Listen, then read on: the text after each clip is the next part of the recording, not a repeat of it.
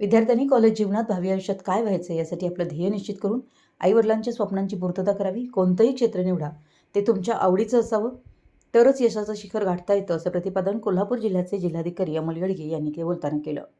श्री दत्त शेतकरी सहकारी साखर कारखाना चॅरिटेबल ट्रस्टच्या अप्पासाहेब उर्फ सारे पाटील इन्स्टिट्यूट ऑफ टेक्नॉलॉजी 2026च्या बक्षीस वितरण कार्यक्रमात ते बोलत होते. यावेळी दत्त उद्योग समूहाचे प्रमुख गणपतराव पाटील, प्रांताधिकारी दीपक शिंदे प्रमुख उपस्थित होते.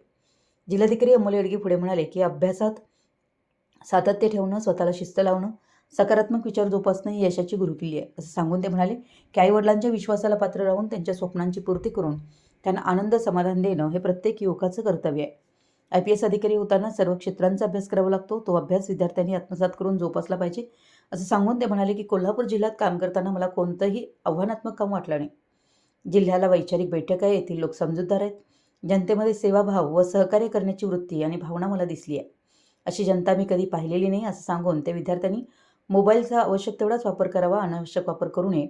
शिवाय AIचं भय मनात न ठेवता नवीन तंत्रज्ञानाला सामोरं जावं, कृत्रिम बुद्धिमत्तेला न घाबरता मानवी बुद्धिमत्तेने येणाऱ्या प्रसंगाला तोंड द्यावं, असं आवाहन करून ते म्हणाले की अप्पासाहेब उर्फ सारे पाटील इन्स्टिट्यूट ऑफ टेक्नॉलॉजीचा विद्यार्थी हा सर्व क्षेत्रात चमकला पाहिजे. माणूस आणि समाज घडवण्याचं सामर्थ्य केवळ शिक्षणात आहे. आईवडिलांच्या कष्टाची जाण प्रत्येक विद्यार्थ्यानं, युवक मित्रानं अखेरच्या श्वासापर्यंत ठेवली पाहिजे. वार्षिक स्नेहसंमेलनात IAS अधिकारी अमोल येडगे यांची मुलाखत समाज प्रबोधिनीचे प्रसाद कुलकर्णी व किरण पाटील यांनी मुलाखत घेऊन विद्यार्थ्यांना त्यांच्या मुलाखतीतून नवी प्रेरणा आणि ऊर्जा मिळाली.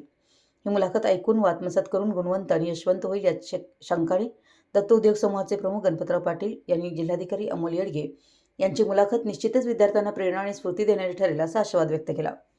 प्रारंभी प्रास्ताविक सौ SN पवार यांनी केलं. प्रास्ताविक व अहवाल वाचन प्राचार्य doctor DN Mudgal, AM Nanivadekar यांनी केलं. आभार PB पाटील यांनी मांडले.